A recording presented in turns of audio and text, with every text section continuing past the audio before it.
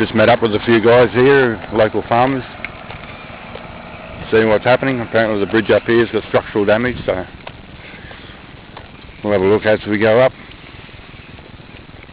And there's the guys that own all this land around here, and they're going down to do some fencing, try to keep some of their cattle in. Some of them have lost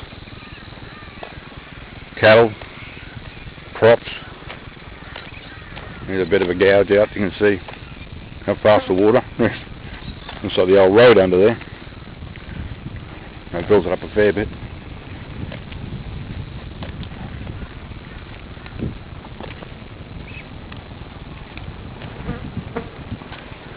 And just another car coming sneaking through.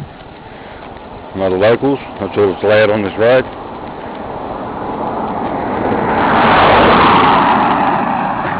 Righto. This road's in pretty good condition so far here. We'll have a look further up and see how much damage there is.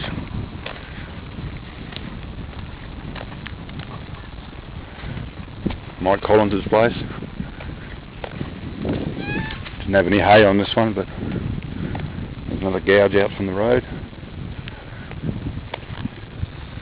And across here. You can see how far it came up, went across.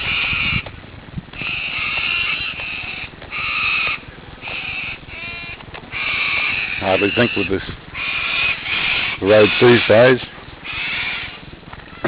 there'd be this much damage, but there is. We're coming up on Thanes Creek now. Thanes Creek Bridge. The local guys reckon that it's got structural damage, so engineers will be here tomorrow to assess it and see if it's going to be closed or not.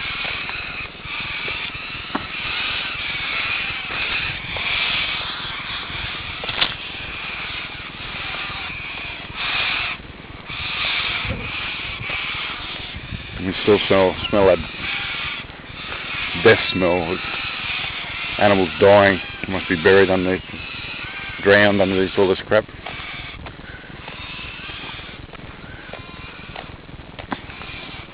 Mike Collins over there, his farm went under. All his machinery went under. He's got most of it out, moved now. We're getting it all serviced and see what he can retrieve out of it. But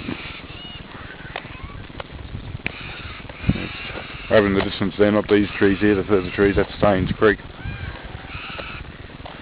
But most of the water came combination of Thanes Creek and Canal Creek.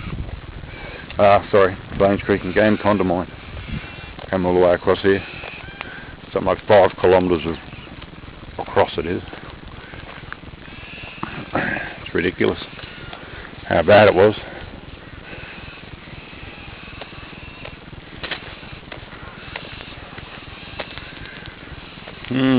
So I'll shut this one down now and I'll do another one. The big log over there got washed up.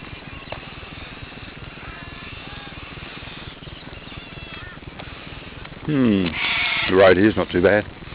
I'll show you further up where it gets worse. I'll shut this one down and do another one.